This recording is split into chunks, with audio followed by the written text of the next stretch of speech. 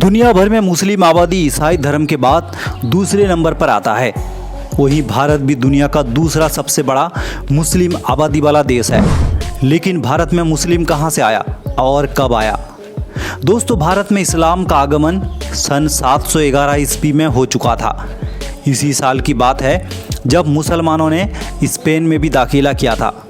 दरअसल मुसलमानों की नागरिक जहाज को कुछ समुद्री लुटेरों ने बंधक बना लिया था, जिसे छुड़ाने की खातिर वो भारत आए।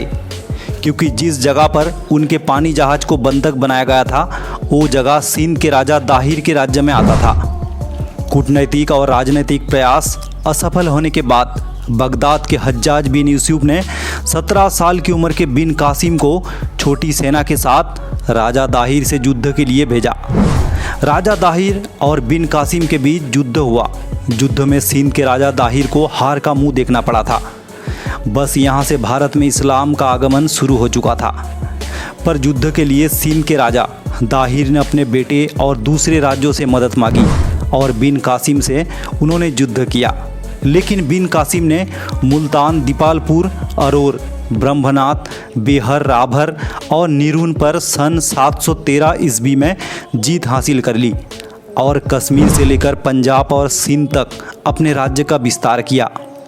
उन दिनों बिन कासिम की उम्र केवल 19 वर्ष की थी। तब से लेकर सन 1857 तक, यानी कि मुगल साम्राज्य के पतन होने तक भारत पर मुस्लिम लोगों का आधिपत्य रहा था। भारतवासियों के साथ बिन कासिम का व्यवहार काफ़ी अच्छा रहा।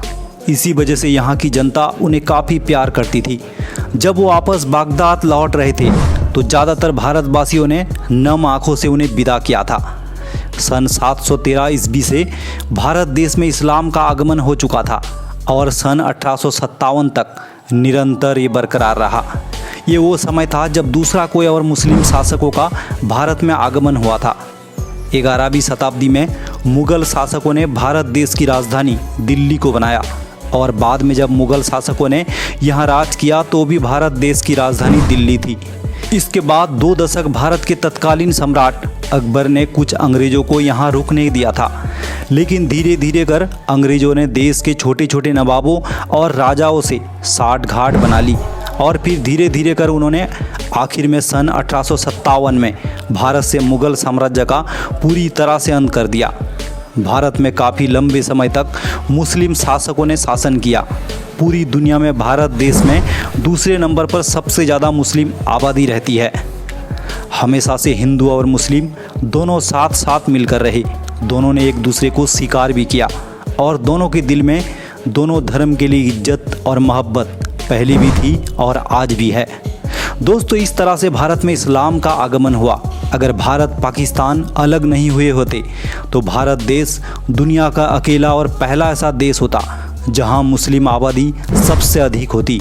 खैर, जो भी हो, आज हिंदू मुसलमान भाई भाई की तरह है, प्यार मोहब्बत से है। उम्मीद है दोस्तों वीडियो आपको पसंद आया। ऐसे वीडियो और भी देखने के लिए चैनल को ज़रूर सब्सक्राइब कर ले। आज के लिए यहीं तक, धन्यवाद।